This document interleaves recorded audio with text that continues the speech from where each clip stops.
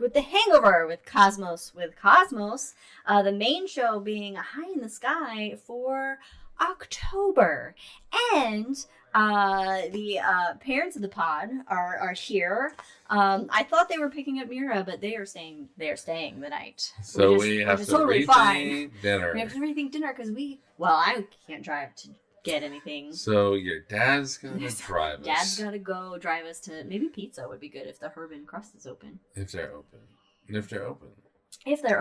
But anyway. So we have to figure all that out. But anyway. Much to Indiana's dismay, because Indiana, our other cat, has been hiding in our bedroom the whole weekend because Mira scared him once. And so he has And we've been telling Indiana, hey, later today you have the house.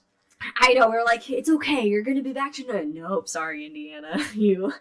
I even moved his litter box and water bowl into our bedroom because he doesn't want to leave it. Although he's gotten a little bit better. I think if Mira was here for a week, he would start to come out more and more. Because this morning, I opened the gate and Mira came into our bedroom and Indiana was out in our bathroom, and then he was like, Mira and him passed by each other, and Mira didn't pay attention to him. So I was like hoping that would be like reinforcing for Indiana that she's okay, but he's okay. Oh, that Mira is okay.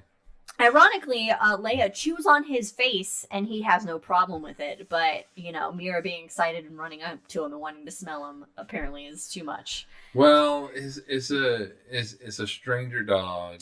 It's a dog that has so much more energy than Leia, and he just doesn't know. But anyway, hey, Hangover time. So, which we started covering. We did some Hangover in the main show. If you check out the main show, High in the Sky in October, we highlighted Bruce. We had a lot of different fun astronomy stories, and then we started talking a little bit about book club and books and stuff. Apparently, Ron has recommended Circe. Oh, Circe by Madeline Miller. Circe, that's the one I read. Circe, thank you. Yes, it's fantastic. I loved it. I was so drawn in. It was great. Really, I need to read more by Madeline Miller. I love Greek mythology stuff and anything. There's a really good book. I can't remember the author. I have it here. I could go grab it. It's called it's like the true story of the Iliad. How Achilles.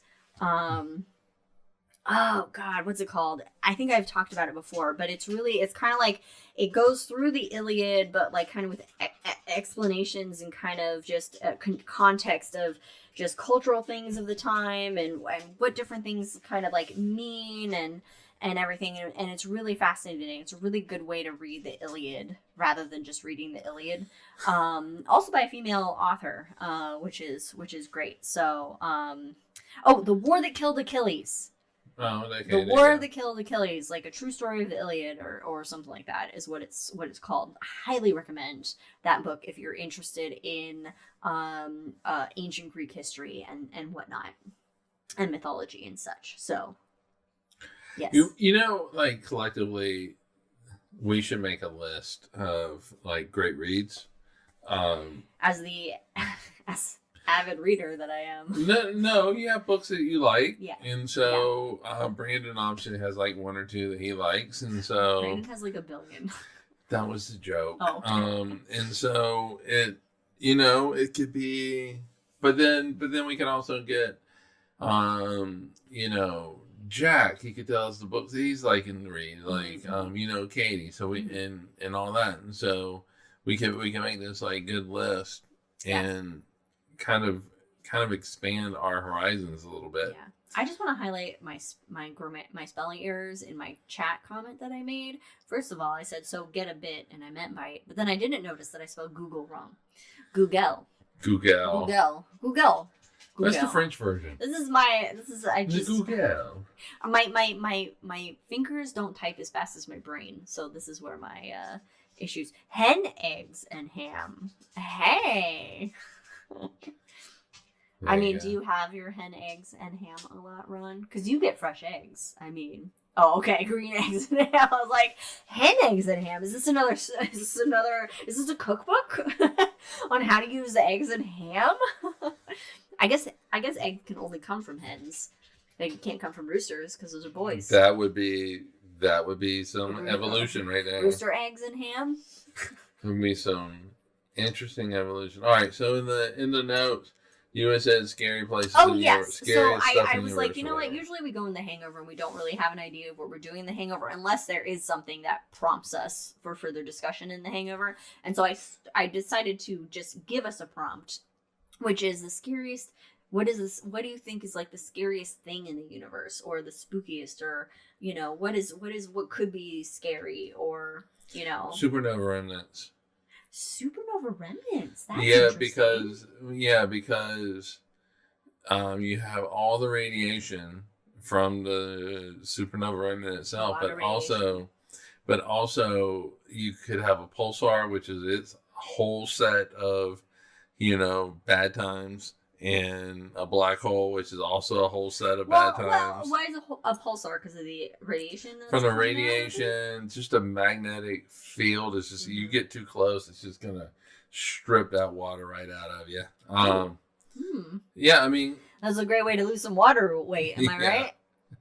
I mean, it's just going to, like Ron said, it's pretty hardcore. So, I mean, I would say just anywhere where you have an accretion disk or supernova remnant, I think it's just bad news bears. Yeah. For anybody. Yeah. I mean, that's scary. I mean, there are, like the Witch Nebula and things like that are out there. But well, I don't know what that was. That was a monkey. That was a monkey. That wasn't a witch. But but I feel like planetary nebulae, they're things of beauty. Well, so are supernova remnants, though. If you look at the images. Well, yeah. I guess if you're caught up in any of that, you're fucked. But we said a place, and so right. It's the supernova. What does that be? Place? It could be anything. Yeah, but from distance, I think supernova remnants are beautiful. But they're life-giving. Yeah, I mean they are. Yeah, and so, but it hides the madness, the craziness, the brutalness that is within it. And so the universe is an unfriendly place to begin with for squishy things like us. What is it we always say? The universe is actively trying to kill you. Actively trying to kill you. It doesn't mean to. It's not, we personify everything, but, right. It doesn't mean to. It's just, there's a lot of harsh things because physics. Yeah, and physics versus biology, and it's. So, what is it for you? What is the? Well, I was initially thinking like, I was shaking too much. My drink was getting a little too wobbly. I was initially thinking something like black holes because black holes are the ultimate. Like, you don't know what's in a black hole. It's a single mathematical point with such immense gravity that the light cannot escape, meaning you cannot escape from it, and you aren't even you're just ripped apart protons and electrons and quarks and whatever. Ultimately, you're ripped apart quarks when you get spaghettified into it, and the spaghettification, which you don't even feel. It's or do you? We don't know because nobody's been close enough to the black hole to find out. It. I mean, imagine being on we went to the Tower of London.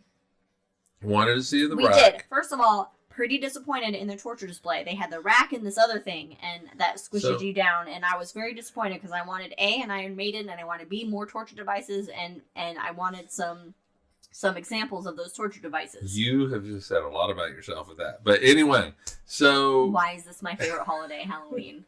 Huh? But like with the rack. Yeah. You get stretched. Okay, but hold on. To quote Tyson, Neil deGrasse Tyson, because he said this in a video. I mean, at first you go, "Oh, okay, this feels pretty good." Oh my god, my being back stretched out. Yeah, but then eventually it becomes you can only stretch so far. You can only stretch so far. You're only so elastic, which is not very elastic. Yeah. So, like for me, there's, I don't know how else to say this. The word I'm going to use is not the right word, but it's the only one that comes to mind. There is a romanticism about black holes. Oh, there's a romanticism about everything. Right, but black holes are the simplest objects in the universe. Yes. You only need a few numbers to describe them, and that is it. Whereas like with proton, you have a bunch of numbers. But they're the most brain melting. But they also are kind of very brain melting in a way. Because you can't conceive of something being basically like you can't conceive of a single mathematical point for one. Right. That is like meaningless to most people. But also, to be fair, that is where the physics breaks down. Yes. But you can't and you can't conceive of just like all of this matter being concentrated into this area and you can't see it and you don't know. There's no idea what's going on in that region. And all you can see is just the stuff that's swirling around it, basically. That's just circling the drain of the black hole. Yeah. So initially I was thinking black holes as being like the scariest, even though they're the most fascinating and I love the I don't know. I like black holes, but if I think about them too hard, my brain does melt because I don't have the mathematical and physics understanding that I can really process very well.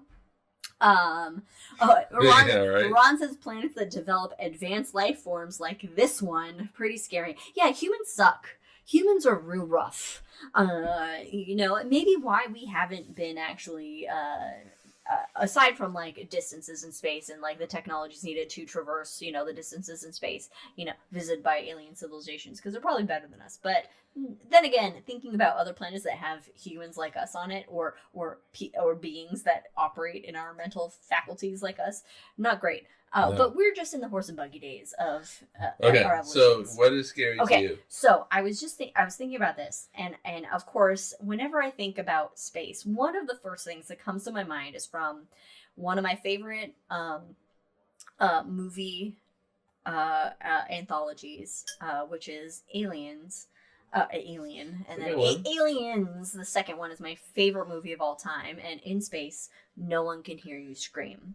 And it is, and recently I have kind of developed this weird fear that I never really had before about the open ocean. Okay, and being out in the open ocean where, like, if something happens, you drown and die. You're fucked. And so I was kind of, and I don't know, and I'm not like scared of a lot of things. Like I don't feel like a fear of a lot of things, but recently, like watching some things that have been out, I've gotten like an anxiety with it that I've never had before. And so just thinking about being in like the actual emptiness of space, because everything is so far apart, right?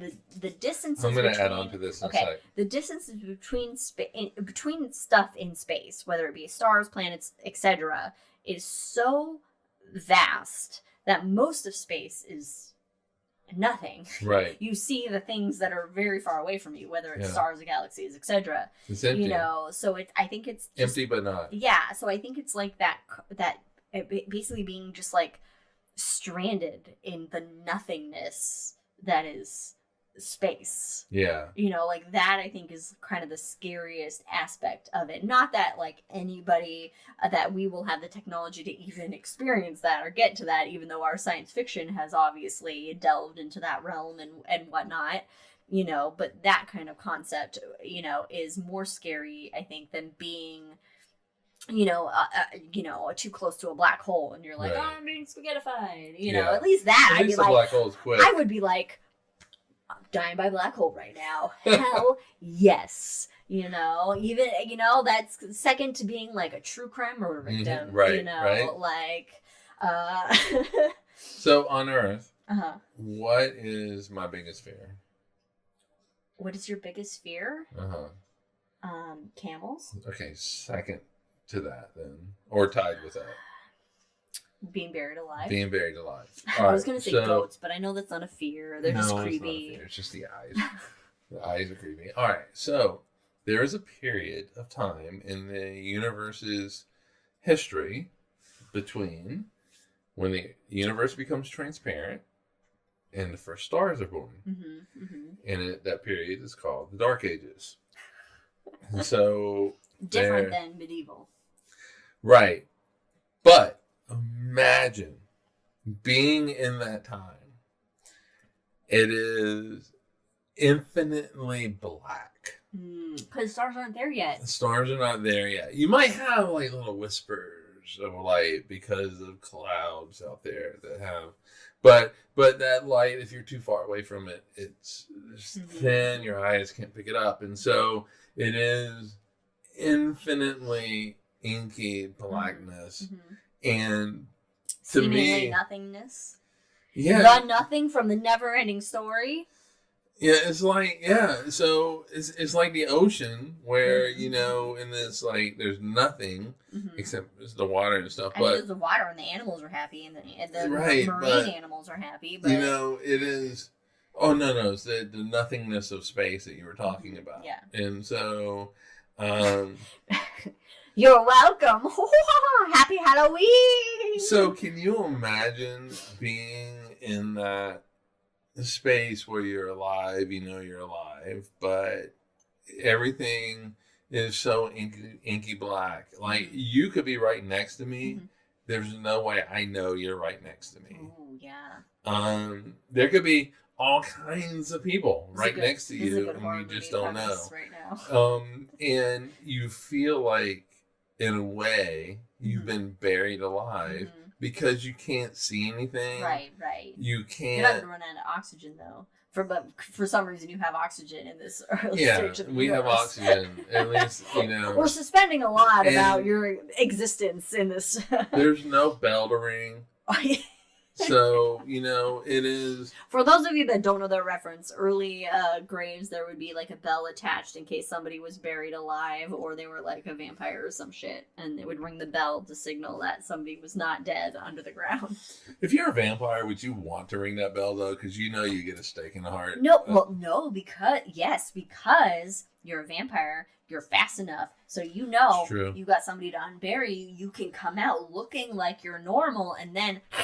get a first meal, and then get some strength to be able to then go get some more meals. But I think that is scary, like on a psychological level. Like black supernova. Well, that's the open ocean thing now. It's a psychological thing. Just thinking of taking a cruise and something happening in the middle of the open ocean. Yeah, it's like I can't. I mean, I can swim, but only for so long. I know that so it's like that's a See, there's like a physical, and then there's like a mental scariest place. The physical for me is like maybe a supernova remnant, something like that. But the psychological... It might help if you have cancer, though, that extreme radiation. Oh, well, or it might cause cancer. More cancer it does both. It does both at the same time. It cures the one cancer, and causes more. So my favorite horror movies are psychological. Oh, see, and my favorite horror movies are like the gore, campy gore. I do love a gore. The gorier, the better. My favorite scene of a horror movie was Friday the 13th. No, not Friday the 13th. Is Nightmare on Elm Street. Okay, Freddy Krueger. Freddy versus Jason. No. It was the bed swallowing. Oh, Johnny Depp. Yes. And it's the fountain of blood that erupts from it. Classic. I was beautiful. Because what more safe place do you feel than in your own bed? Bedroom, yeah. Yeah, but your bed. Yeah. It's supposed to be a safe place. Peacefully sleeping, being able to sleep, relax, whatever, and then all of a sudden your bed eats you. Because you fell asleep and a nightmare pedophile came and decided to murder you. When I watched Nightmare on Elm Street as a kid, the pedophilia part didn't register. It's underplayed, so much and I for think me. Once that you watch it, like when you're older as an adult, it becomes you more. get it more because I was the same thing. Like I watched it younger. It's just like knives for fingers. Yeah, and I think like the story behind it, kind of got lost on me. Then watching it later, I was like, oh, fuck, he's a pedophile. This is dark shit. Damn it. Because I was like, I want to be Freddy for Halloween, but I'm like, I can't be Freddy for Halloween because he's a pedophile. And I don't want to be a pedophile for Halloween. Not good. And the people that like do dress like in my old age now, it's like, oh, But I gotta say, Robert Englund, who played Freddy Krueger, has always played Freddy Krueger, is chef's kiss to Robert Englund. He's amazing. I am fortunate enough because I was reminded that I am old this weekend. Oh, by Brandon. No. Well, yes, okay. Him too, but also Vinny's. Our local thrift shop. I get a certain discount now. Oh yeah, you get the senior discount because you're over 55. I made it. I've accomplished something. You did it. But I am discount lucky. Where you can get it. I'm lucky enough where and for me, I don't know if this was before. I think it was. In my head, it is. He was in a show called V. And Robert Englund? Yeah. Oh, yeah, he is an alien. The original V. Wait, these are the lizard people.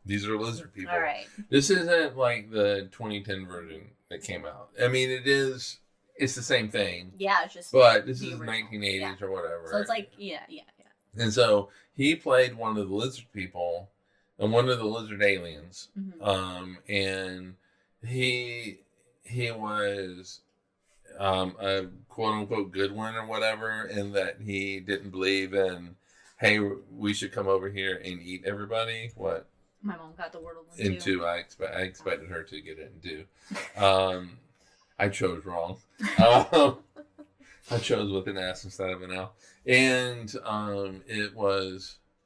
So I was introduced to him before he became Freddy. He did that before Freddy. In my head, he did.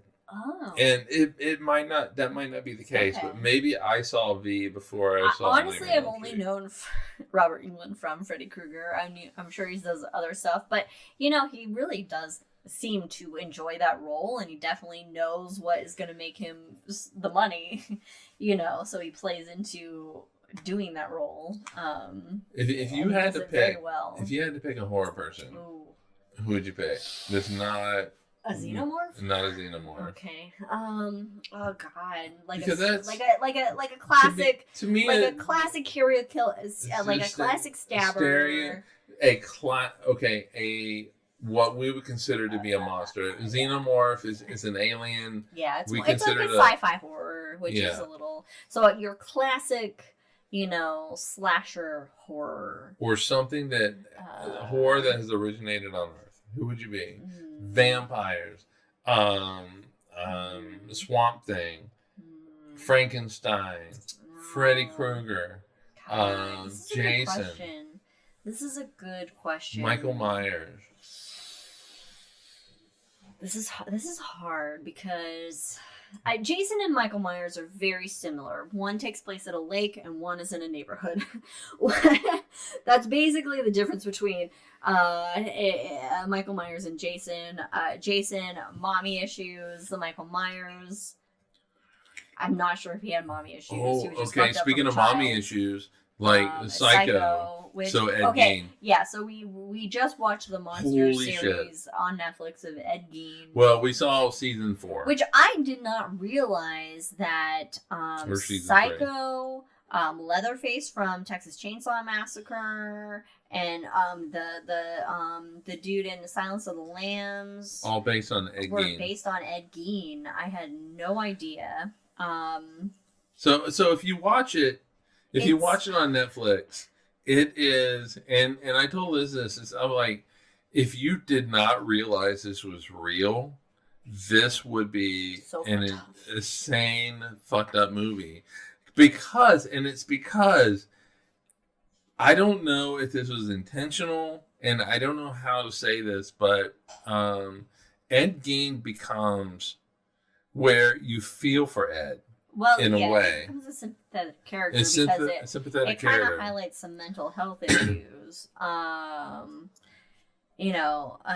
so it's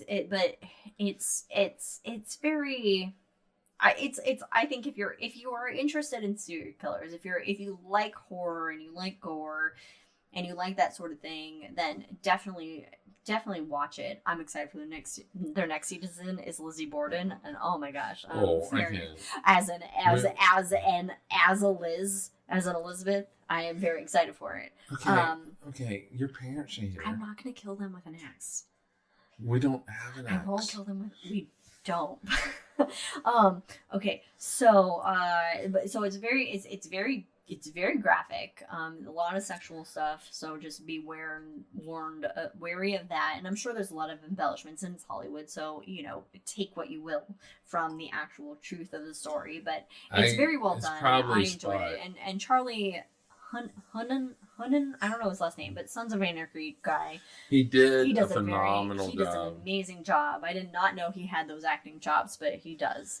Yeah, what was his Sons of Anarchy or something? No, he was in something, but I mean, Vikings. No, he wasn't in Vikings. He had the accent. Not the accent. Anyway, it's the way that Ed Gein spoke. So that's very well done. I don't know. Okay, so Ron says if he had a choice, I'd probably go with the vampire. I would go with the vampire. Cool powers, live a long time, young, be very stylish. If you turn young, I would like to be a vampire. If that is, so I'm not. I want to be turned young though. I would like to be a vampire. Yeah, you don't want to be turned as an 80-year-old. Yeah, right. Yeah, I'm sure my parents don't want to be a vampire. To your ideal look, anyway. But the moon should kill you. Realistically speaking, because it's reflected sunlight, and if sunlight can kill you, then the moon should kill you. So you shouldn't be able to come out when the moon's out at all, which means only new moon days vampires should be able to come out. But werewolves are full moon. Werewolves are full moon only. So who would you be? That's a good question. Okay, so no, not who would I be. Who am I most scared of? Is what you initially asked. No, I asked who would you.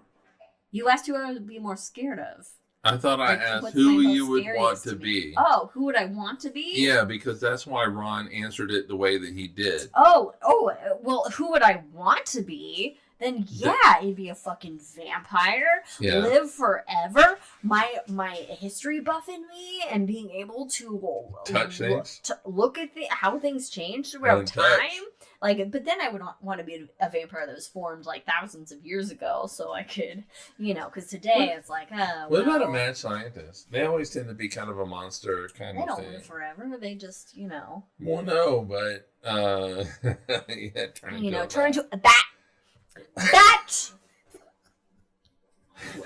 We highly recommend What We Do in the Shadows on this podcast. That is a reference for that if you don't get it. Bat! With my bat shirt. Otherwise, I guess I would be, here's the problem, is that the most of the horror heroes.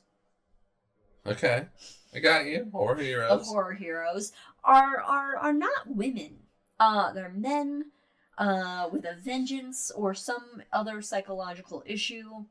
You got your, most vampires, except for, most vampires, most serial killers, there are some women, but they're not usually highlighted in modern media of things. Frankenstein. Well, Frankenstein's monster and the Bride of Frankenstein. We don't have time to pull that costume together. No, I'm not saying that's who we should be as monsters. I would want to be somebody that really does a gory brute. So I guess, no, I wouldn't want to be Ed Gein because I don't want to do with the necrophilia and stuff. But the anything that's like a bloody massacre. And I don't want to be a cannibal either. As much as I like meat, I'm not into that kind of meat. All right, so we're ruling out zombies. But I will caveat. Okay, if a zombie apocalypse happens, okay, if there are zombies, and I said this when we were watching The Walking Dead at The Walking Dead's height, that if I get bit, leave me be.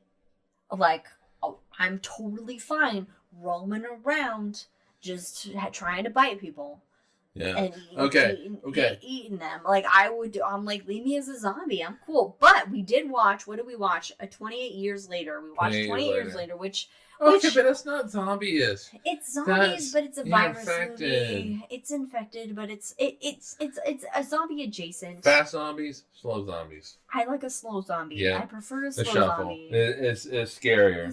The slow zombie, even though you somehow can still not get away from it, is is better. That is what's so scary about it. Although a fast zombie is pretty terrifying.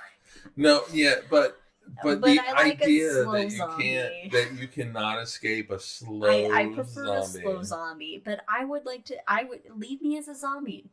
I'm not gonna kill myself beforehand if I get bit. I don't want you to kill me beforehand before I turn. Let me turn into a zombie.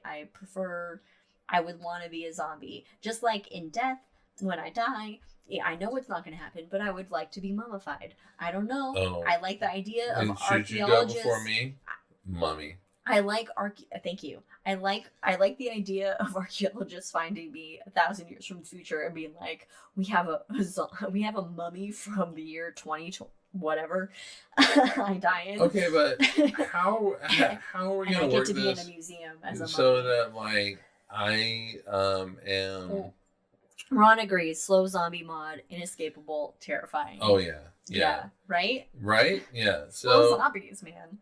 Like when I pop off, if you pop first, okay, and I pop off, then and I mummify you, okay. Your pants. You got to do it the right way, though. You got to pull the brain out the nose. You got to Egyptian it. Okay. I don't know if that's cultural appropriation, technically, at this point. 5,000 years later. Your parents are listening to this right now. It's fine. What the hell is happening? We'll talk about it later. And so,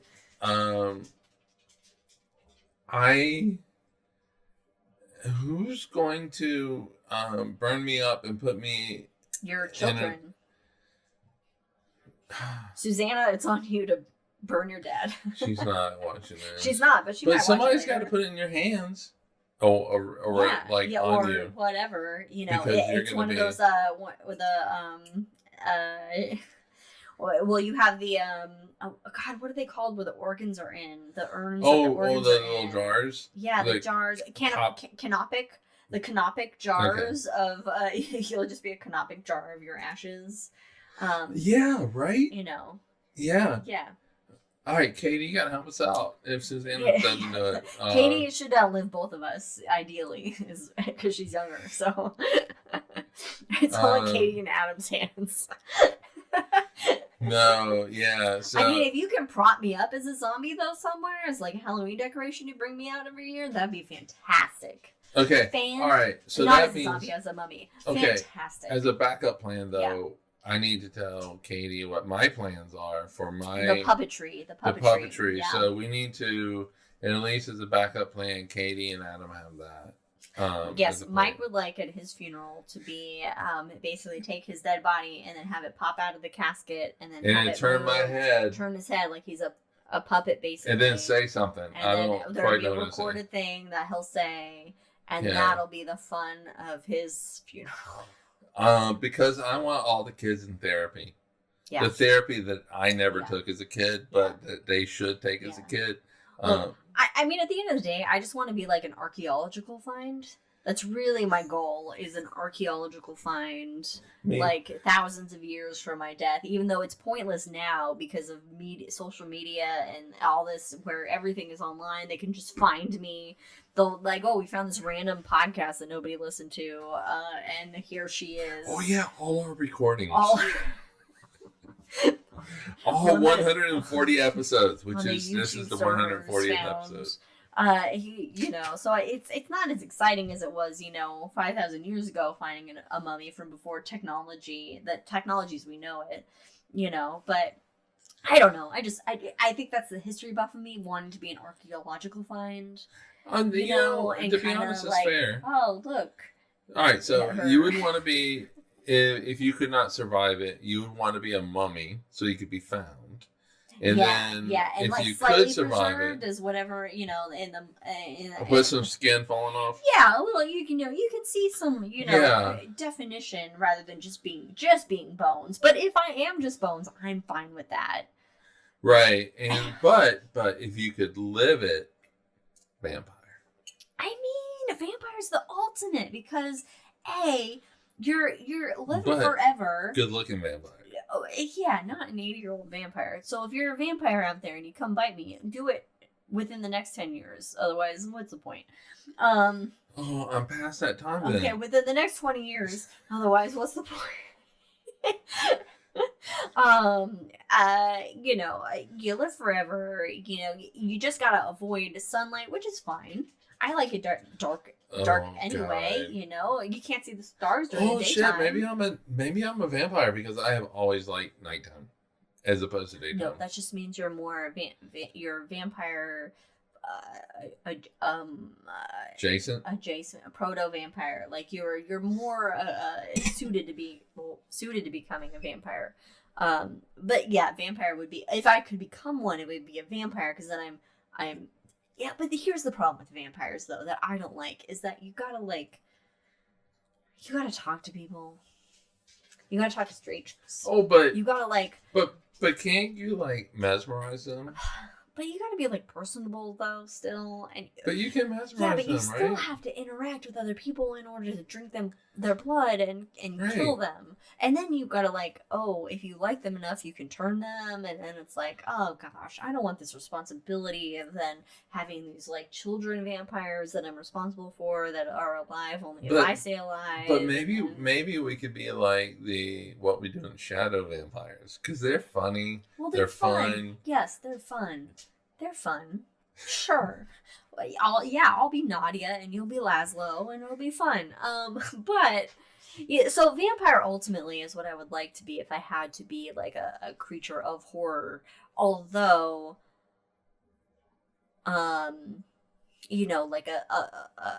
we could start a vampire union. Oh yeah, all right. So me, you, and Ron at least. Yeah, I would love to know. I don't know if Katie's still listening. I would love to know what Katie would want to be.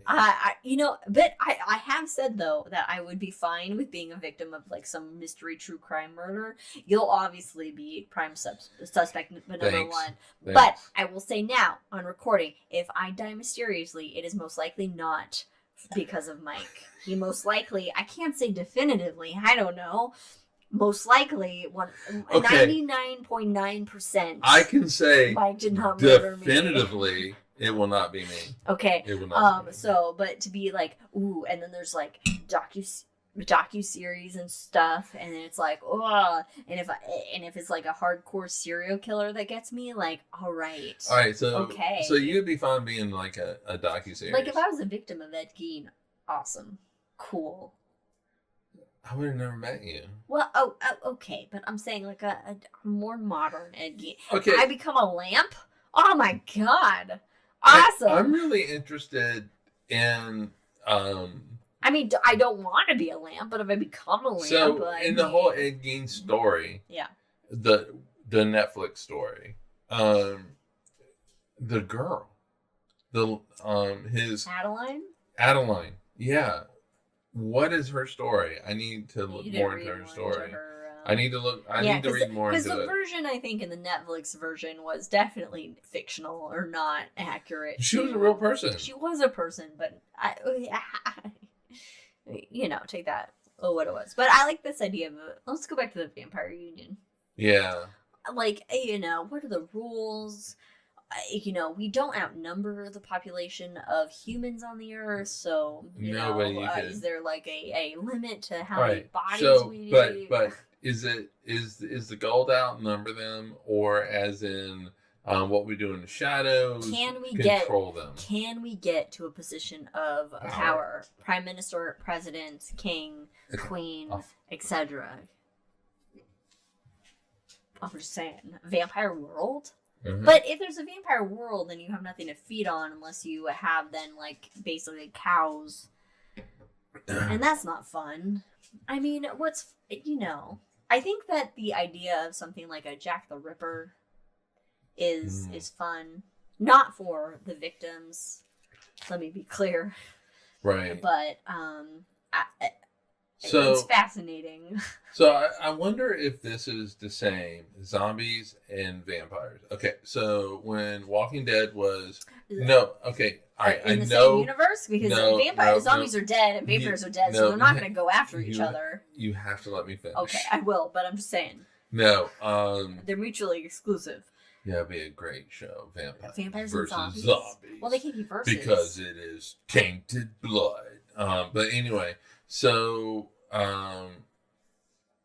Zombies. All right. Yeah. So Walking Dead at its height. Yeah. a scientist, physicist, sociologist, somebody good with numbers, said, okay, if the zombie apocalypse happened and the Walking Dead universe was real, in about 30 to 45 days. Keep funding the CDC. How about we do that? Yeah, in about 30 to 45 days, everybody's a zombie. It was a very short timeline. 45 days? Yeah. 45 days? Everybody's a zombie? Yeah, because these guys are just like shuffling. What if you live on Epstein's Island? Oh God! Of all the islands to pick, really? People are going to Hawaii daily, so Hawaii is out of question. They're obviously going to be. There's definitely white people zombies that are getting so Tylenol causes zombieism. Not acetaminophen, just Tylenol. Just Tylenol. So, yeah, he figured like 45 days. Yeah, he had worked out some sort of like, I don't know. It just said 45 days. Okay. It's like 30 to 45 days. Look, don't fact check us. We're just spitballing random shit. Well, no, he's spitballing random shit. Yeah. I mean, he makes assumptions as to bite rates and things like that. And bite rates. It also is if you're a zombie, biting the person and just biting them, or you eat them like in Walking Dead as a barbecue meal. Yeah. Because there has to be something that comes back. So 30, 45 days is it's done. So the zombies. In the world of vampires, is it the same thing? Oh, well, I would think that but the vampires are more cognizant. They're more aware of their faculties. They're not more mindless about feeding, and so there would be a more of a agricultural situation where we have cattle and chicken and things that we are for our food purposes. It would be the same thing, or just we would keep designated humans that we would breed and continue so that we would have things to feed off of. And there would be things like your wine would be blood and different versions of blood and whose blood and the type of blood. There's various types of blood. Do they taste different? Do they have that's a good question. You know what I'm saying? So it's like, which type of blood is more expensive, and so it would be zombies are more of it's that lizard brain, that instinct of a primal animalistic, we need to feed, we're just going after whatever, versus vampires, which are a sophisticated intellectual, more developed brain function, or the brain function stays to then enable this. And I'm gonna bet that vampires are more sophisticated than zombies. Let's just say they're the echelon of monster class, whereas you have zombies kind of down low. Maybe you have something in between. We haven't touched on witches. Oh shit, witches and wizards. Do we put them in the same? Well, they would be warlocks. Okay, hold on. Okay, all right. So Harry Potter, witches and wizards. Okay, well, look, let's. I guess we shouldn't say that because there are witches. I mean, I say there are witches. But... what I'm saying is because to me, like Gandalf is different from a wizard from Harry Potter. That's the only reason why I say that. Gandalf and Dumbledore are pretty similar, except one has hobbits in Middle Earth and one has children in Hogwarts. And I choose hobbits every single time. Yeah, I'm just saying that there's that. Then if we're including something like witches, then that includes I guess there has to be a magical realm with vampires, or there's something, whatever, that's not a biological condition that creates the output, a biological virus or what have you, that causes a zombie versus a biological output that causes a vampire. Right. Whereas witches is then you're inviting sort of a realm of magic that current science and physics doesn't encapsulate. And so I think that maybe bringing up witches is not unfair, because you can have your good witches, bad witches, in between witches, and witches are just humanity, but with like magical powers that can do extra shit. Yeah. So that was my fault. I shouldn't have brought up witches. I'm sorry, witches. No, I'm sorry to all those who practice. To those who practice Wicca. Point of order. Original question was about monsters. Witches are not monsters. Nobody could be. Well, could be, Oh, but they're Voldemort. not. They're Voldemort not. was a monster. Well, he was just a bad dude. He was just a bad dude. He was like any other bad dude that has existed that wants to take over and eradicate. He was the Hitler of. Oh yes, he was. Yes, right? he was. No Yes, muggles. Yeah. It was all about pure bloods. So Voldemort was Hitler of the witch world, the wizarding world. I mean, I think this has been okay. a So really monsters. good... Yeah, vampires. I think vampires are the have- most appealing because it's like you were. Okay. I You think it's have the answered easiest. the question, maybe? I don't. You've said so much. I don't Yes, even I know. Okay, vampires are the easiest because it still encapsulates a sense of humanity. You live longer and have to just drink blood of humans Right. to stay alive. Do you think vampires are like fuck capitalism? Because like, or maybe so They would refine it. yeah. Because here's my thought. Because if I'm a vampire, Yeah. and I turn somebody, they're now competition. No, by vampire rules, they are your underling. So they belong to you basically, and they follow your will. But So if they're not we have one, like if there's a dude, There's plenty of necks to go around. Plenty of if necks. you only have 30 days, You can share. if you only have 30 days 30 days for what? before you turn everybody on the That's zombie model. zombies. That's zombies, Right, not but, vampires. But my question then was like, does that apply to no, vampires? because my point is the vampires retain their cognitive functions. So yeah, landlords are vampires. They're going to play the market long term. You're going to have your first set of vampires that are going to establish the rules and the conduct and how to keep a subset of humanity for feeding versus domination of the rest of the world. We should write a book, Vampires and Capitalism. Oh my gosh. Written from a non-economics point all of we view. have to do is just imagine all the rich people that control most of the wealth as vampires, and then we have our... Well, as Ron says, and I'm paraphrasing here, all landlords are vampires. I'm paraphrasing because he did not say that. They suck the money out of everybody. They do, and then the whole they do have to, fuckers. Provide for repairs and all that shit. But which as a homeowner, we have to pay for all the repairs and new refrigerators ourselves. I think this has been a really cool. This drifted further from scary shit in space than I anticipated. So Halloween is our favorite, or one of our favorites. I think we do. Is it your favorite, or are you just doing that because of me? Because No. it's my favorite. No, it's actually my favorite. It is your favorite? Well, Yeah. you're not a religious... Christmas I love because of the family and the celebration. Capitalism... Ron says in chat, which you can see on the screen, capitalism is vampiric in nature.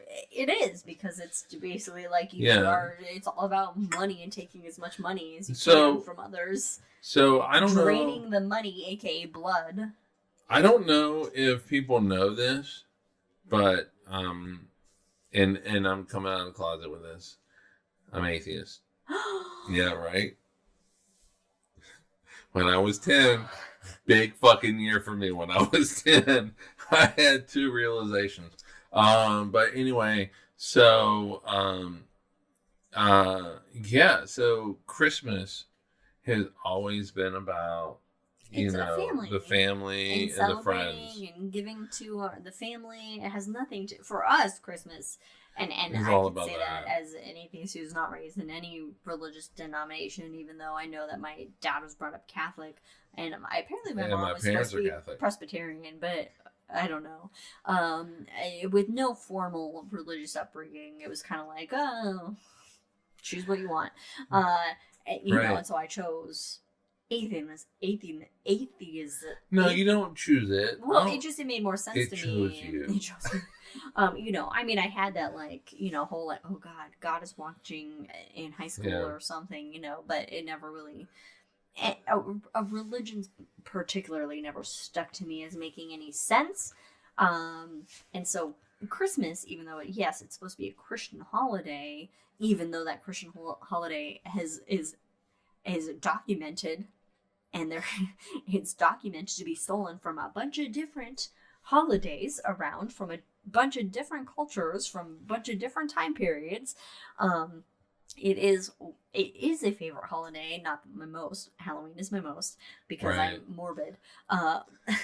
But it's a favorite because of the time I've spent with family. I like to get gifts for people, and You also like to receive gifts. I like to receive gifts. I but like to receive I gifts do too. like to get gifts for people more because I just like to see, I Yeah. like people to feel appreciated, and I like to see the reaction on people's faces when they get whatever I give them, which is, I guess, a self-serving in nature in that aspect as I say it out loud. But there's no religious aspect to it. It's more of just a No. celebration of family and love and appreciating those around Right. you. So, but to answer your question, Which is more important than the religious aspect of it, in my Right, opinion. but no, to answer your question that you actually asked me, no, I don't just say it. I Okay, do you love, do like it. I do love Halloween. There is the whole, you get to dress up, It's so into much different fun. things and pretend to be And you get candy. something that you're not. You get to get candy. Even if you're not trick-or-treating anymore, but- you can buy candy and have an excuse to eat the candy because you could say it's for trick-or-treaters. Even if you don't have trick-or-treaters, you can be like, whatever, but these Reese's even pieces, even if we these don't eat Reese's candy, are for which me. I really want candy. I think it's the whole. It's fun to just dress up and be something Mhm. that you're not. That you're not. Yeah. Embrace your fears also. But yeah, embrace your fears, or like, for example, maybe like in some cases, embrace a character in whatever universe that Mhm. that you really admire or enjoy or whatever. Like, for example, I dressed up as Gandalf, and I'm seriously thinking of There's a considering. staff right here. I am. It's right there. it's Right over there. there I got somewhere. it right here. Yeah. I am considering dressing up as Gandalf for a Webinar. webinar that we have in December, and just not tell anybody and just be Gandalf. You should. We got the beard and whatever somewhere. Okay. Going back to your initial question, which I thought was like I don't even remember. a serial killer that would be the most terrifying, like a Jason or a Freddy or a Michael Myers or Yeah. what have you. I never asked that, but okay. Well, it was. Well, I thought you asked that. Okay. All right. So your favorite serial killer, that what you want to be? So here's my opinion: is Freddy Krueger. Oh, Pedophile. okay. Well, no. Pedophile excluded. Let's just ignore the pedophile part. He is more fun. Like, he's fun. He's having fun with it. He's cheesy. He's got jokes. It's like a laugh. Right? But Right. your Jasons and your Michaels, They're they're way hiding more behind serious. They have the mask. They got the mask on. You don't know if they're smiling, and they walk slow and carry a big knife. Right? And like zombies, they catch you. They generally, catch you. unless No you're matter Jamie Lee Curtis. How fast you run, you always trip. And they get you. So thinking of just horror movie genres in that sense of the classic slasher, I would have to say that Michael Myers is the one that sticks the most because for Jason, you gotta be at Camp Crystal Lake. Don't go to Camp Crystal Lake. You're fucking fine. You Yeah. don't have to deal with it. If you go to Camp Crystal Lake, you're fucked. Especially if you have Right. sex. But you're fucked if you go to Camp Crystal Lake. Michael Myers, though, however, whatever neighborhood that is in, you're fucked. Yeah. So it's Lake neighborhood, the same thing. Yeah, but still, it's a suburban setting. Any suburban setting can work for a So- Michael Myers situation. All right. So that is a little bit more creepy than if you Oh, have true. decided Got to it. like, oh, let's bust in on this closed camp. Okay. All right. So the don't have sex part. So Classic trope. Classic trope. Classic trope. But is that Hollywood, which they say Yes. is very left leaning, which they are, yes, but is it's a telling classic you trope. to do a very conservative thing, which is not to have sex, because if you do, you get murdered. The final girl does not. It's the final girl, but also, if you look at things like Pretty in Pink and you know, those kind of movies, like who is it that is Molly Ringwald? That's who, you know, and it is the whatever she said sex. We don't. No, but she's seen as like the virgin kind of. Well, she's the cheerleader, popular girl. Right. So I don't know.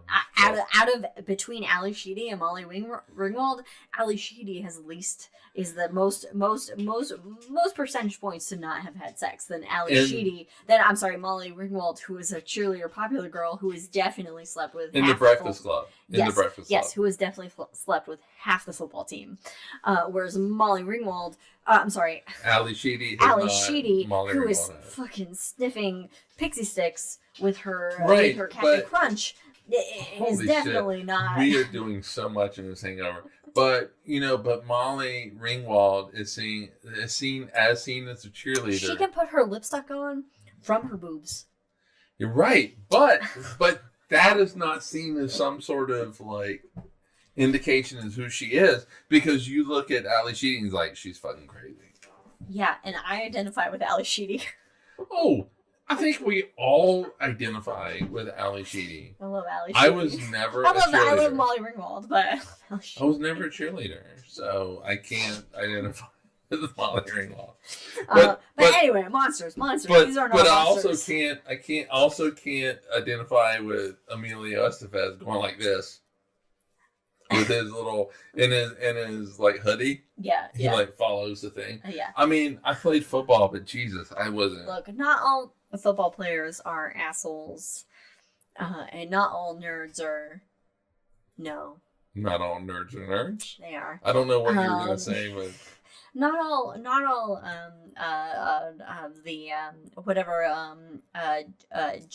Judd's character is the punk, the rebel. Not all rebels are bad guys. No, and they touched on that as to why he is the way he is. Why did we go from horror movies to the Breakfast Club? Why is this? This is a symbol. Anyway. This symbolizes our combined generations of an elder millennial and a Gen Xer right here. An elder millennial honorary Gen X. I mean, I'll just say the Breakfast Club spoke to me. I mean, that was high school. Okay, so but I would like we gotta wrap this up. We gotta see. We do. We gotta get out of here. But I would like to just highlight the movie Sleepaway Camp. It is a horror slasher movie, very cheesy. Oh God, beautifully cheesy of a horror movie, classic 80s. We saw that together, didn't we? Yes, because I made you watch it. No, you didn't make me watch it. I'm always happy to watch it. The murderer is a female camp counselor, and gruesome murders at a camp, summer camp, sleepaway camp. Sleepaway camp is what it's called. Okay, continue. Beautiful, campy, cheesy gore, and I love it. And it's fantastic. So I would recommend Sleepaway Camp as, if you've never seen it, as a movie to watch this Halloween, because of its just classic horror camp. All right. And with the killer being a woman who is not using poison. Oh, God. Thank God. Thank goodness. All right. With all that said, we're going to come back in November. There will be a time change. Wait, hold on. Yes, look it up. Hold on. Look it up. When is our next episode? All right. It's like November 2nd, right? Oh my God. Yeah. Okay. So. Okay. Yeah. November 2nd. So please remember, if you're not in Arizona, parts of Indiana, or Hawaii, no, if you are in Indiana... our show is at 1 p.m. Pacific time. Yeah, so if you are in parts of Indiana, in Arizona, or in Hawaii, time will change on Ron wants his vampires to call. Right? Look, we can make the best fucking vampire cabal Oh, we ever. could. We could. You, me, Ron. I can think of some other We people. could get Brandon in. Brandon. Oh, Brandon would be a great vampire. Yeah. All right. Anyway, join us in a couple weeks where we talk about High in the Sky for November, so we can get back on track, and then we can do an episode of Substance. Which I really want to do the year. We're gonna so mid-November. It doesn't have to be then. Mid-November, expect November 16th. No, expect an episode on the Earth is not 5,000 years 5,000 years old. So I really hope, in all honesty, everybody has a great Halloween. Mm-hmm. It is our favorite holiday. We already got it all set up outside, but just be yourself and no, don't be yourself on Halloween. No, that's the whole point. Well, okay, yeah. Be your most ghouls self, but in a safe and respective manner. Right. And also, please resist. Please remember. Can I do this? I'm not allowed to do this. No, I don't know, because this is resist. This is like a. But somebody has co-opted. Oh, okay. Well, please remember. Let's just say, look. Here's what I implore to everybody out there: read the Declaration of Independence. If you're in America, because other countries aren't having. Well, some other countries aren't having to deal with this. Read the Constitution. Read it. Actually read it to know what the powers are for the specific offices of power and the separation of powers. Read the Constitution, read the Declaration of Independence, and right, yeah, please imbibe do. that. But also, just to borrow Will Wheaton's phrase, "Don't be a dick." Don't be a dick. Frog it out. And also, Aaron Steiner. That's for some of us here, but don't be a dick. Long live the frog. Yes, and protest. Remember that your neighbor might be a marginalized community, a member of a marginalized community, and they need your support more now than ever. And fucking resist. Be the goddamn frog. We're all humans until we become vampires or zombies. Which we're already working out with Ron. Vampires to become the unite. Vampire Club. Awesome. Or zombies unite. Either one. Anyway, thanks for joining us, everybody. We'll see you in 2 weeks. We'll see you in 2 weeks for High in the Sky in November for 2025. Resist.